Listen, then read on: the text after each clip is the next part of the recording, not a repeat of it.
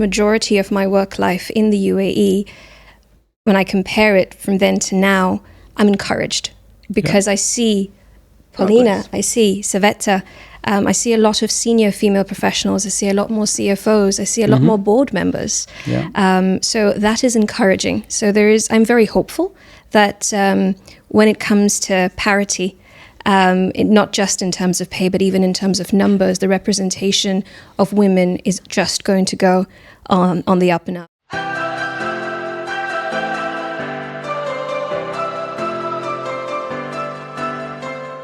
Thank you for listening to the podcast thus far. 2024, big year ahead. The one favor I would ask, if you can, if you're enjoying what you're listening to, is to press the follow and subscribe button on whatever media platform you listen to us, as it helps us grow our network and grow the podcast. So thank you and enjoy the podcast today. Hi everyone, it's Connor here from Alchemy Search, and I'm joined today by Alia, Polina and Saveta.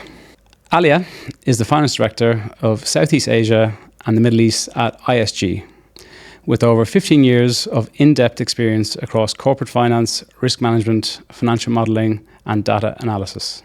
Polina is the Finance Director of Crayon, Middle East and Africa, with 15 years of experience in the technology industry, and with a broad range of expertise across FP&A, strategy, controllership, financial reporting and risk management. Saveta is the Group CFO and Strategic Advisor of INC Solutions, and a goal-focused leader with 15 years of experience spearheading financial management operations for emerging and developed markets. In today's episode, we'll be discussing the challenges of working females in today's society within finance function, importance of choosing the right company and what companies can do to foster diversity, and the complexity of finding a great community in the UAE and more. Well, look, Alia, if you want to just give a bit more of a brief introduction to yourself. Sure, happy to. So I'm homegrown, born in Dubai, grew up in the UAE, spent majority of my time here, and I'm one of those expat kids who has never lived in my home country. Good. I'd like to call the UAE my home. I do call it my home. So I started out my career with Deloitte as an external auditor, and then moved into the construction industry, where I had the privilege of managing multinational teams. Good. And surrounded by men. Yeah, well, we'll dig into that as the afternoon goes. Perfect. And Saveta, if you're... Yes, I'm from Serbia, and I started my career there, working for a young group at that time that basically expanded really quickly in 8 countries in the Greater Balkan areas. So I stayed there for 14 years, then moved to Cyprus, and then last 5 years I have been in the UAE. I really enjoyed actually being in the UAE now. I think it's a very exciting time to be in the Middle East at the moment. So yes, very happy to be here today as well. And finally, Polina. I'm from Bulgaria, and I've lived in Bulgaria, started my career in Bulgaria, so very briefly went through a couple of jobs which they didn't really fit. And then I joined IBM in Bulgaria, and really that's where I found my home. I relocated to Dubai from IBM. And I've been in Dubai for the past 14 years. Good. You've seen it all. Yes. Quite a lot of time I spent in IBM still. It was a really fantastic journey, a lot of career opportunities. They were growing heavily in UAE, a lot of investments, divestments, really a great journey. At the point in time, I thought I need a progression. And I also feel home in UAE. I found my husband here actually, and my kids are born here. Good. Then I made the change, and today I'm at Crayon. Perfect. Well, look, ladies, on behalf of Alchemy, thank you very much for being part of this. I think this is a very important agenda that needs to be raised, especially with females, the gender gap. It's getting a lot of media attention globally. And I think sometimes the Middle East comes in under a bit of pressure that there's not enough females in senior positions. So, the purpose of today's podcast is to, have an open chat, with you three ladies, give your insights, give tips to aspiring female leaders within the region and, hopefully have a bit of fun as well. So, the first question, so I'm going to start off with, how do you feel about being a female in today's society within the finance function? And Polina, we'll start with yourself. Well, I generally feel very, very good. I think I've had a very good career path with a lot of supporters, mentors who have guided me and who have helped me thrive.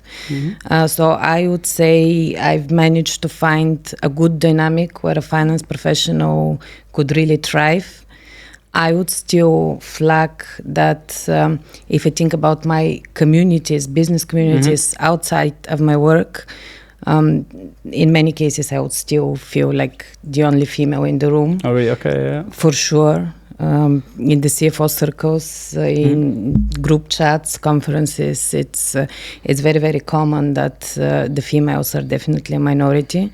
Okay. So if you are very selective and conscious, you can find the right environment. Yeah. But I think on community level, we still have work to do to emerge the balance and the diversity. And I guess just on that, you mentioned obviously mentors and, out of interest, has it been female mentors or male mentors or a mix? I would say both. So my first manager actually in IBM was a female lady, and she had a very signature impact on my career. Good. But equally, I've worked with a lot of very inspiring male role models. So I think it's just finding the behaviors and the skills that you want to leverage, whether it's female or male. Yeah, I think it's good equally to get important. Both sides. So, and Saveta? Yeah, I think I've been quite fortunate, to be honest, that my path to the top was quite organic and natural. I didn't have to fight for it. It just came organically. I was a top student. I was always pretty much in the top if everything I have done so far. So it came very naturally. I feel very good in the UAE, I have to say. I think from the financial perspective, UAE is a really great place to be. Yeah. In terms of female leaders, I can relate to that. I've been on many occasions, probably the only female in the room. But I think the UAE has that agenda to basically reduce that gap significantly over the next few years, which I think they are very executional when they make a decision on something. So I believe that will actually going to happen. I met some incredible female leaders, actually also local ladies. So I believe that, UAE is actually, they're behind at the moment, I would say West, but I think they are going into that direction. So there is a great incentive, I think, in this region. On the mentor side, I agree. I think it's really important to, in every point of time, to have someone who you find inspirational. I had both male and female leaders and mentors over the course of the time, and I think it was really helpful. Probably one thing that I can definitely recommend to younger people. Oh, good, perfect. And Alia, anything to add? Yeah, actually, echo the ladies' sentiments for sure. When I started out my career in the UAE, there definitely was fewer senior female professionals, fewer female role models that we could look up to. So having spent majority of my work life in the UAE, when I compare it from then to now, I'm encouraged because I see Polina, I see Saveta, I see a lot of senior female professionals. I see a lot more CFOs. I see a lot more board members. So that is encouraging. So I'm very hopeful that when it comes to parity, not just in terms of pay, but even in terms of numbers, the representation of women is just going to go on the up and up. And when it comes to mentorship, I also agree it's important to have a mentor. It's equally important to have a sponsor. They play two very different roles in your life. Male, female, doesn't matter. It should be a mentor that fits with your personality type. the mentor should essentially be there to help you set your goals and help you see through the weeds when you feel like you're a little bit down and out. But I think I'll bring in here a challenge that I have faced, and that is seeking out the right mentor, finding your right mentor. If you work at a big company, sometimes they have mentorship programs and you have people that naturally lend themselves to wanting to mentor you. But what if you work for an SME? Yeah. That's when you have to leverage off of your communities to seek out the mentors and to help you progress in your career. So looping that back into, do we have the right communities for all female professionals to find the mentors that they need to progress their careers? So that's something that's interesting to me. I guess, on that point with mentors. So for listeners today, young females, maybe recently qualified or even part qualified, it's hard enough to sometimes find a job in UAE. Yes. So how best to find a mentor? How, what age should people be looking for mentors? How when did you ladies have your first mentor? I guess, I said 15 years finance experience between three of you, so it's all consistent. But how long in was it until you had a mentor? And, in hindsight, should it have been earlier? Or, how was it for yourself? So I didn't know that there were differences between mentors and sponsors. I didn't know about the concept of mentors until I joined Deloitte, because I was a part of a multinational where they had that program in place. So probably I was fortunate to be in an environment where I was given a mentor, which is great. And on that point then, what is the difference between a mentor and a sponsor? So like I said, mentors help you with your objectives and help you chart out your goals and crystallize them and help you achieve those goals or guide you. Sponsors advocate for you behind closed doors. So they may not necessarily help you achieve your objectives, but that's not what sponsors are there to do. Yeah. Sponsors are there to say, that lady works really well, I think she's fit for the role. And they're willing to do that in closed doors, in meetings, in majlises. That's what sponsors are for. Which is key. Which is very key in your career advancement. And there are people who are willing to be mentors and spend the time with you. And there are people who are willing to be sponsors. They may not necessarily have the time to devote to you, but they'll advocate for you. You need to know who those individuals are. You need to map out your social networks to see who will help you at what time to progress your career. And in terms of when I started out with Deloitte, but after that, I had to actively seek my mentor. Yeah. And I found it from, I guess, networking opportunities. Yeah. There were lots of asks. I got a lot of no's as well, saying, sorry, I don't have the time. Welcome to recruitment. It's full of rejection.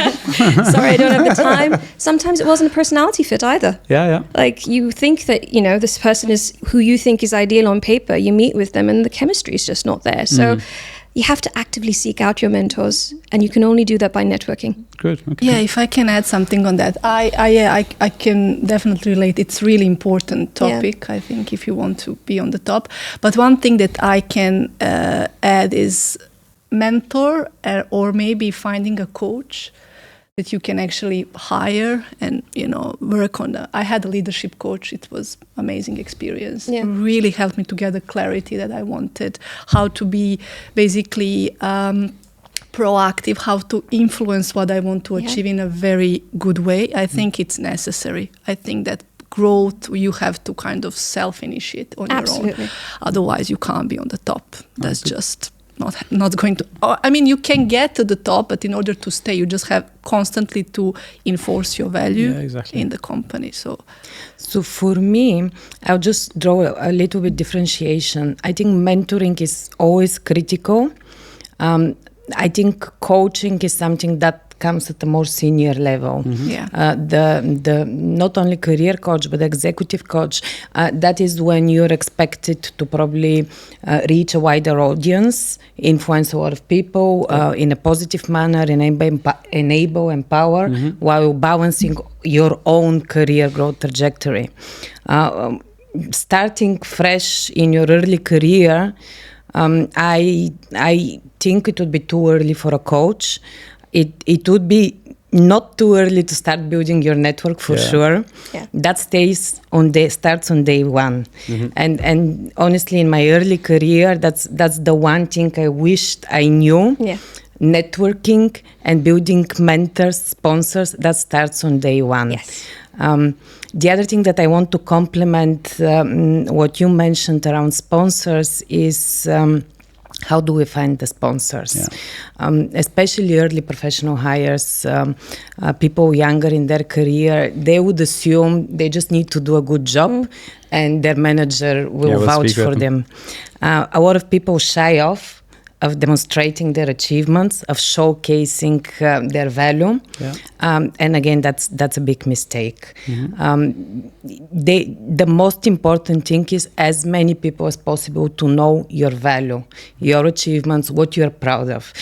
So I think very, very important lesson for me is don't keep your achievements to yourself and to your manager. Exactly. Just be proud of them openly and showcase them. And that's how you find sponsors, right? They will not vouch for anyone behind closed doors unless they're confident that that's the person, right? So reaching out with showcasing expertise is I think on that point, I imagine we've all been in a corporate boardroom where we're talking about people in our team, and it is the point where when the door is closed, it's who's talking about you in that room. And as you said, sponsors and everything, that space helps. So what I'd like to ask now is, as a recruitment professional, when people ring us, they're usually not happy. So it's candidates, they never ring us to say, oh, I love my job, find me another job. It's usually, I don't like my job.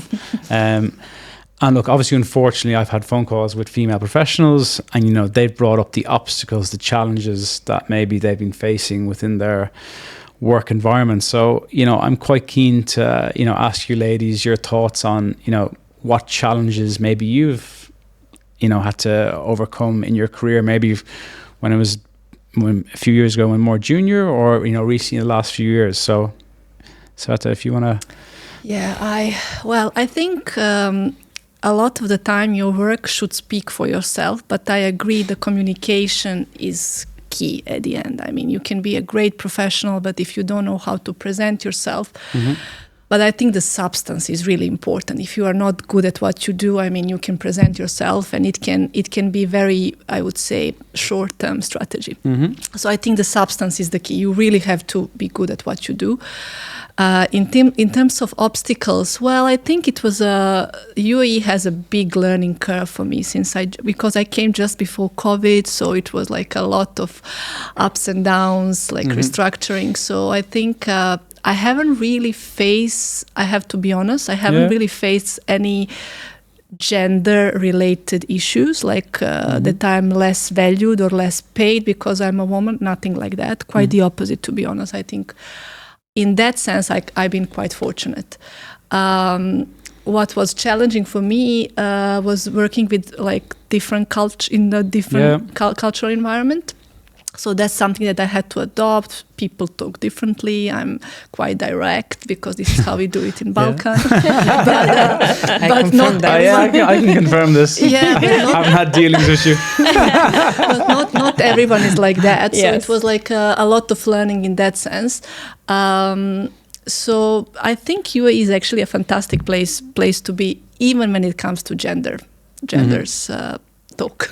Good. Yeah, this is my opinion. I know that there is a big agenda behind and they are very keen. Saudi is even more behind than the UAE. But I know there are actual programs that are basically accelerate women to get into the board roles. So, I mean, it's sponsored by like the biggest companies in the UAE. I think Adnak and Mubadala. So I met some fantastic female individuals. So I think the country is going into that direction. I don't think that people who are thinking about coming in the UAE should be afraid of that. Not at all. Good. In that sense, I absolutely agree with you. I don't think so you would find nowadays here a female leader or young career professional in bigger disadvantage compared to anywhere else. I think they're closing the gap extremely fast. Good. I still think we do have challenges in our day-to-day jobs. Probably everyone does.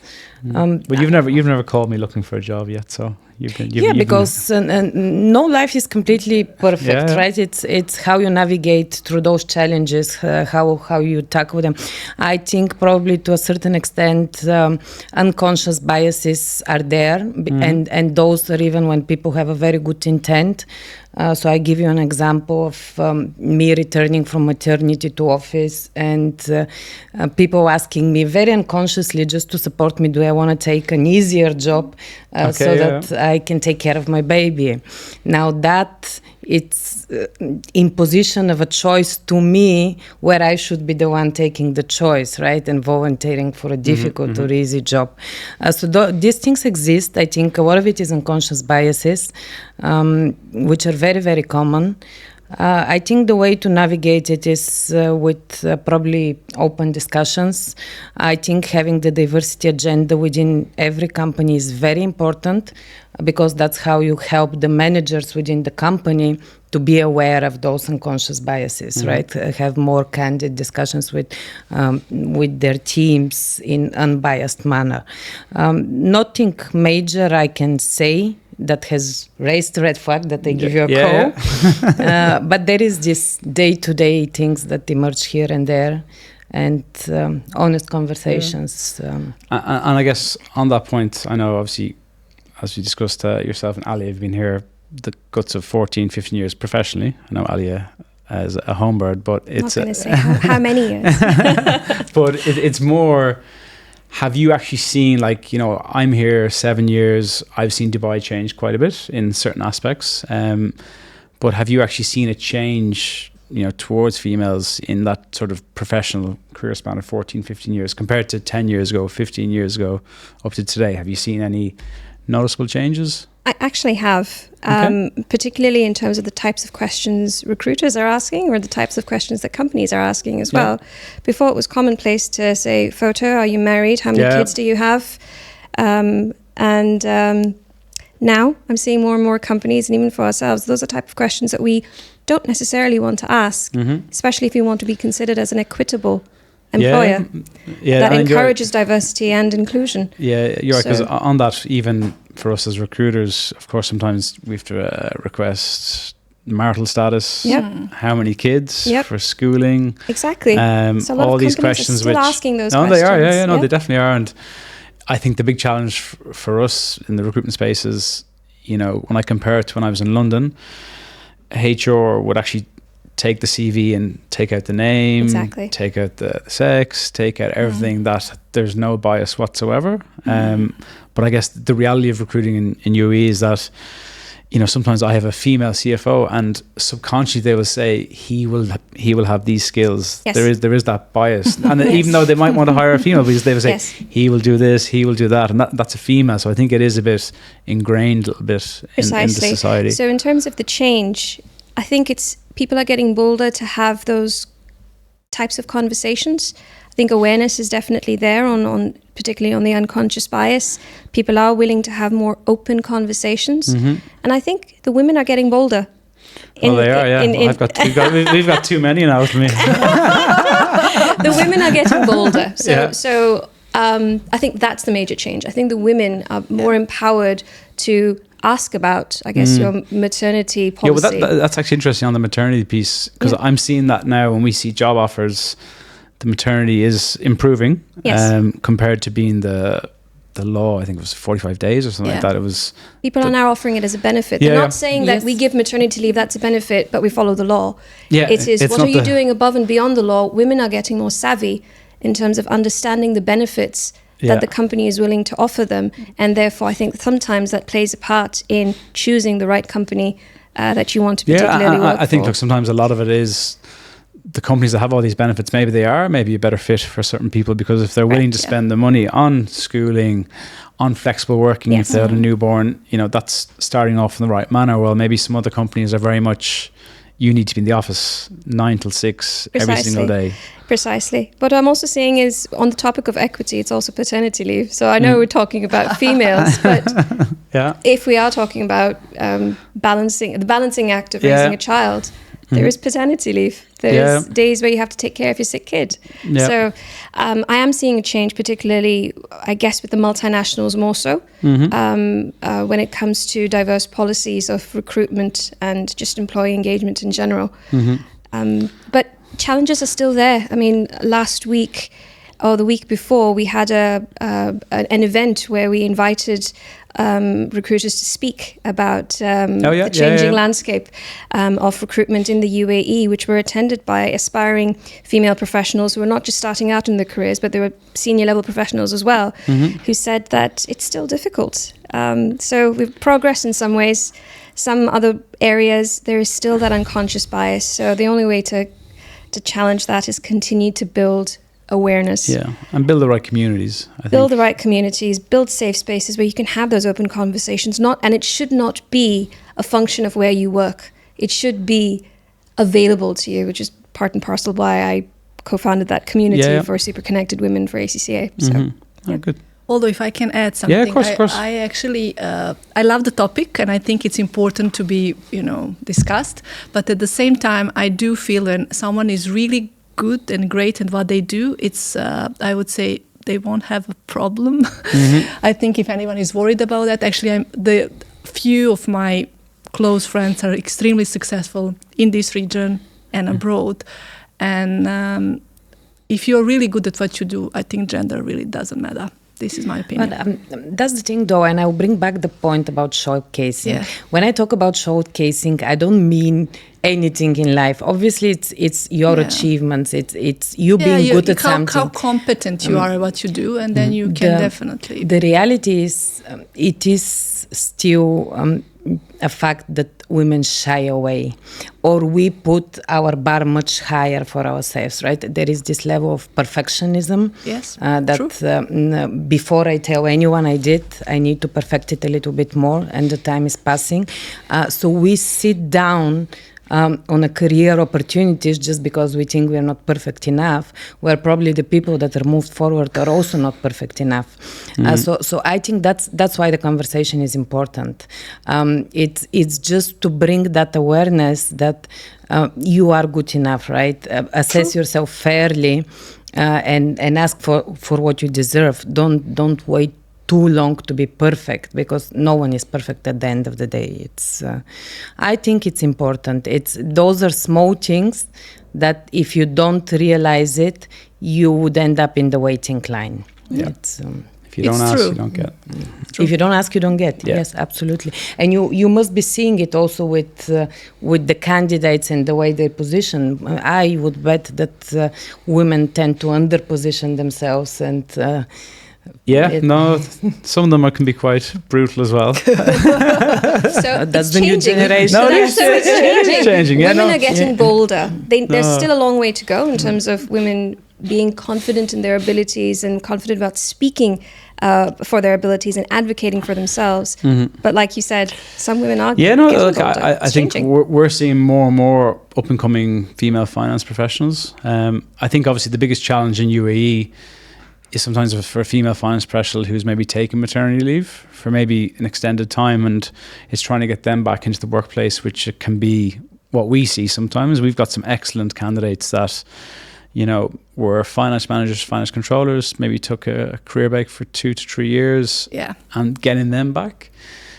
It's not like they've lost all their memory, in those 3 years. I think sometimes employers think they have, when I think that's a big challenge. Yes. In the UAE, maybe more than I think abroad. No, definitely. And I think on that, the big challenge is obviously there's not really a contract market within the UAE. Yeah. So, for females to get back into work, they could take a 6-month contract, which is more common in my experience in the UK. But I think that's the challenge that we see.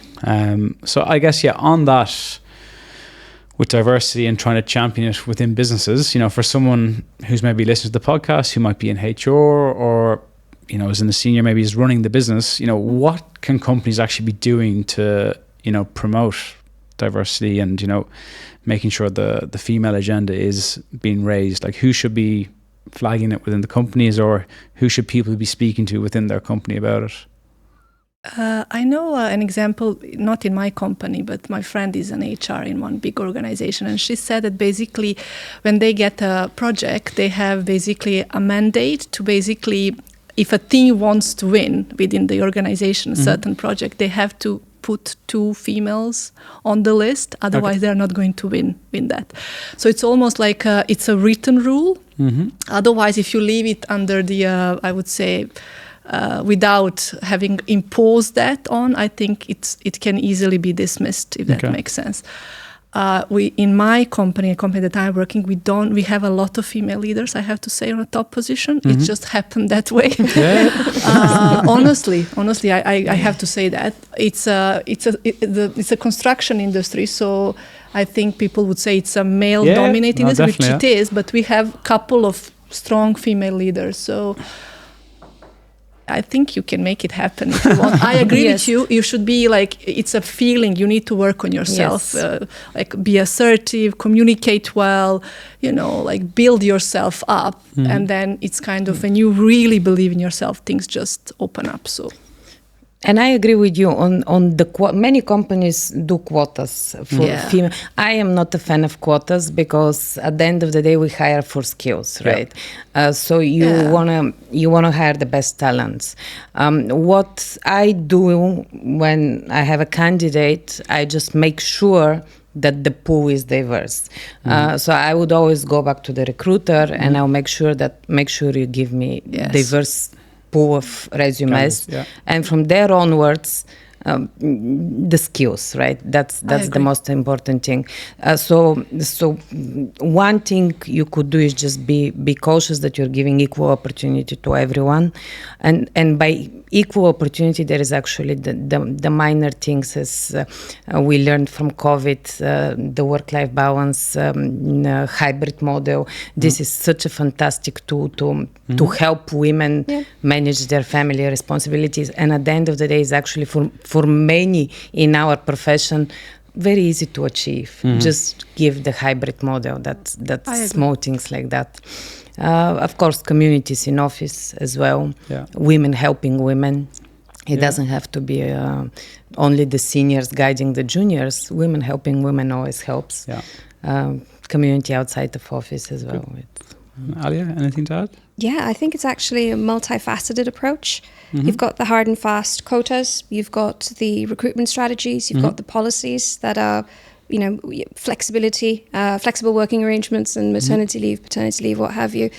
But you also perhaps have the softer skill side of it to really truly create a diverse and inclusive environment. You have to touch on the softer skills. You have to touch on awareness about unconscious bias. You have to encourage conversation and call out behaviors that make you feel uncomfortable, make you feel like you are the minority. So through those communities that may not just be women supporting women, it could be men supporting different underrepresented groups. So raising awareness and allowing for those who are underrepresented to build their confidence as well. So it's double-pronged. It's not just the tone from the top, enforcing these are the policies. It is encouraging the individuals to have the confidence to speak up. So it's a softer side as well. And I guess look for young or maybe females that are listening to this that are not as confident and are listening to this now saying, I'm afraid. Sometimes we meet candidates and we can meet a female candidate and for all we know she's the best accountant ever, but we don't see that from speaking to them. So how do we get that out from, like, if you took yourself back 15, 20 years ago and you were struggling with confidence and soft skills, like how would you go about trying to improve that? Practice your elevator pitch. Practice. I still have to do it today. I still have to do it at my performance development reviews. I can be the best that I can be in terms of my work, and I believe proof is in the pudding. But communicating that to other that's so stakeholders. hard. I think in finance hard. it's so hard because it is hard. It's a conversation. If you interview for a job, you realistically, for most interviews, it's a conversation with someone else for 45 minutes. And they're making a decision on what you can do for 40 or 50 hours a week based on that conversation. So you have to practice your elevator pitch and practice based on your audience how you want to communicate your best skills forward. You have to be a good storyteller, but you can only be that if you practice. Yeah, I would repeat coaching. I really think it's important. And I had that later on in my career, quite recently actually. But I think if I had done certain things earlier, it would help. Because I do think, as you said, you can be great at what you do, but if you don't present yourself well enough, Yeah. Doesn't See, work. when I was in finance, I was good at the talking, but not the actual job. So you see, I think. So I interviewed quite well, I think. But I think it's important to have both. If you want to be like in finance, you really have to be good at what you do. Plus, if you want to be on the top, you communicate with people. You have meetings. You have to be a good communicator.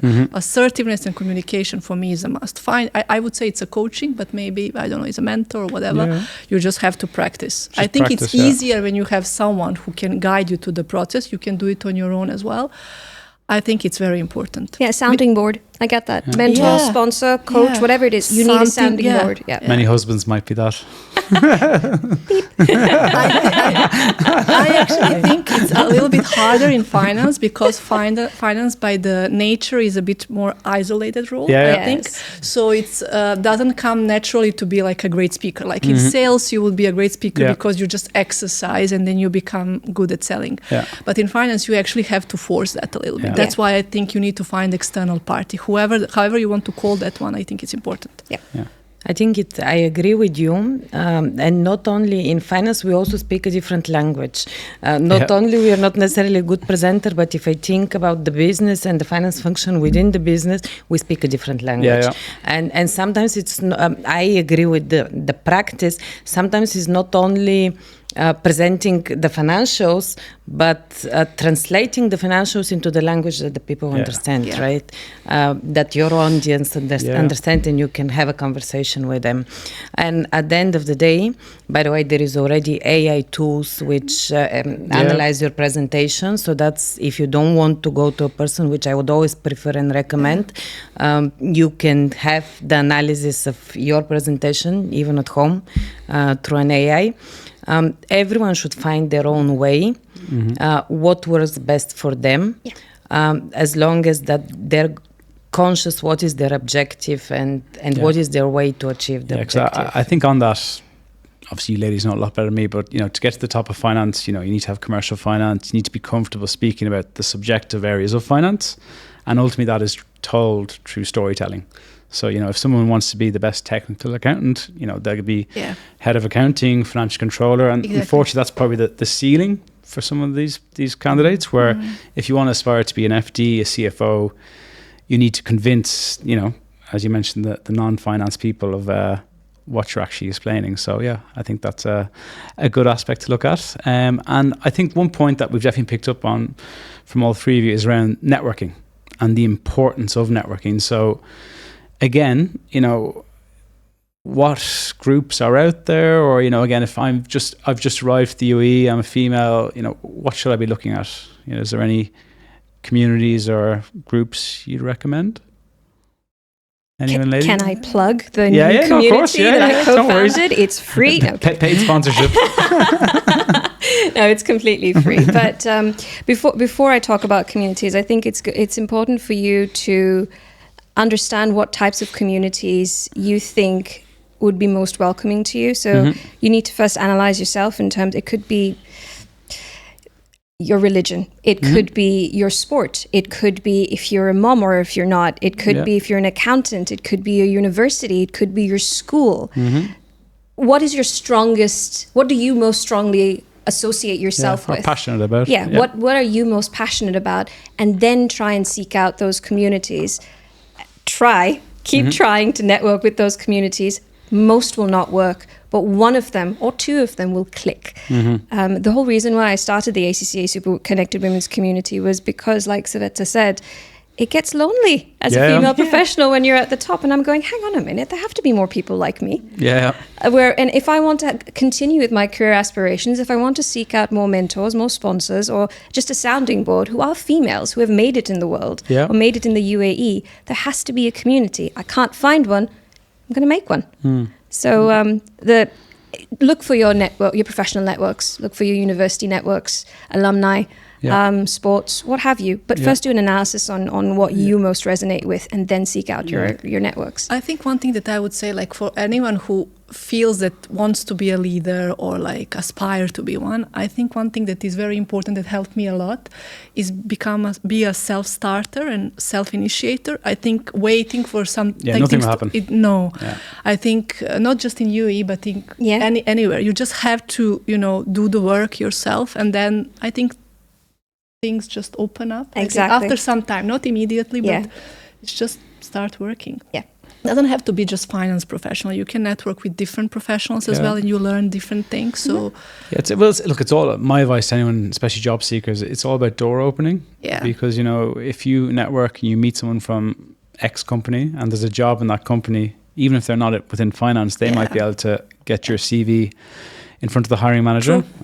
Might put me out of a job eventually if that keeps happening. But these are the things you need to do, and it's all about getting yourself out there.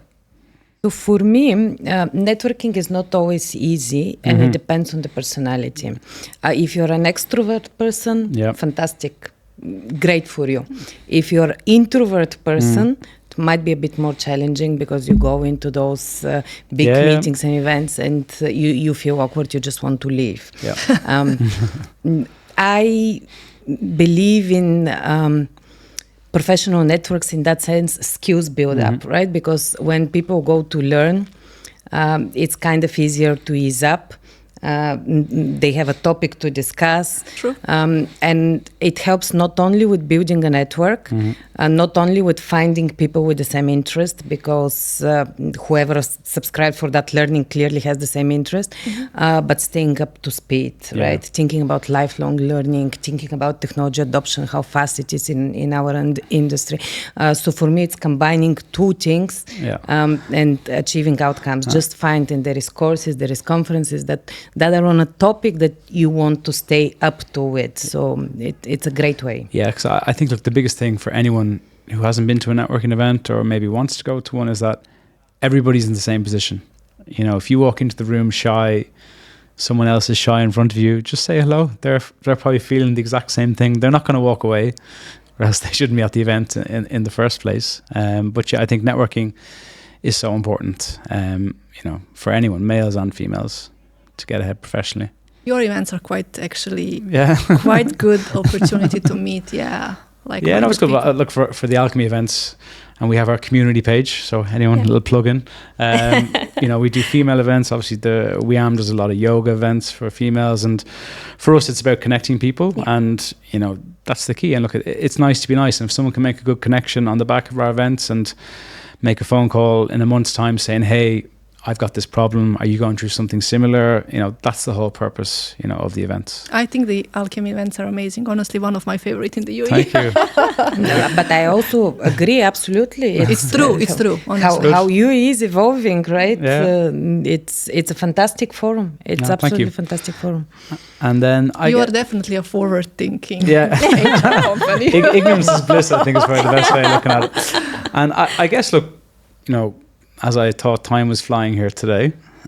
But one question I really want to get to ask you all individually, if you could tell a younger self, what you could have done differently, or advice to yourself when you were a teenager, or, what you could have done professionally, what would it be if there was anything that really stands out?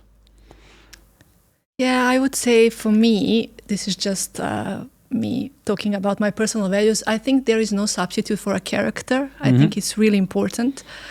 I'm strongly believe in like a substance. I really think if you are good and if you work on yourself, improve your, I think, self-esteem, communication, you will get there. One thing that I would probably do maybe slightly differently, I think I would be better in conflict resolution. I think it's very, very important to get to that, to have this difficult conversation on time with the right people. And even if the feedback is not the right, maybe at the moment you learn a lot from that and you move on. I think it's important. Conflict resolution, difficult conversation, and just work on yourself, and things will happen. I strongly believe. And was that because you went into the conflict straight away, or no? I think I was, when I was younger, I was actually. I would say I always thought maybe I'm not good enough. Maybe I need to be perfect. And I think probably things could have happened quicker for me, like looking back now. But I think everything happened for a reason. So I think also if you do things too early, when you don't feel totally ready, and there is I would say lack of knowledge, then it's obviously going to be a little bit. Not as great. So I think there is a perfect probably spot when you are experienced enough, knowledge is there, you are confident, and then you need to maybe even have a sounding board to exercise, pick up and move on. I think that's important, that I would say to myself. Good. Polina? For me, if I think about again the finance profession and us deep diving into numbers all the time, I would say one thing to myself: done is better than perfect. Yeah. Done is better than perfect. 100%. Yes. And done is better than perfect. Yes. And I would just add to it the 80-20 rule, right? 80-20 rule. Yeah. Invest your time where it makes sense, not perfecting the small details, but where it makes sense. Don't sweat the small stuff. Yeah. Exactly. Yes, that's what I would have done differently. Perfect. And Alia? For myself, for my younger self, I would say you can't say yes to every opportunity. Yeah. Because, well, then you'll just run yourself to the ground. Mm-hmm. But when you do receive an opportunity, ask yourself, what if I didn't do it? Mm-hmm. And after you've done your own evaluation of how would I feel if I didn't do it, if you feel regret, then that's a risk worth taking. Perfect. Well, thank you, ladies. We're gonna end on a lighter note today, and a few quick fire questions for you, which I know you're looking forward to. So look, we'll go around the room just so people get more of a feel for your personalities. So if you only had 24 hours left in the world, how would you spend it? Alia? With my husband and my 2 cats over a dinner that he cooked. Good. What's his dish of choice? What's the favourite dish? I love his roast lamb and couscous. Now.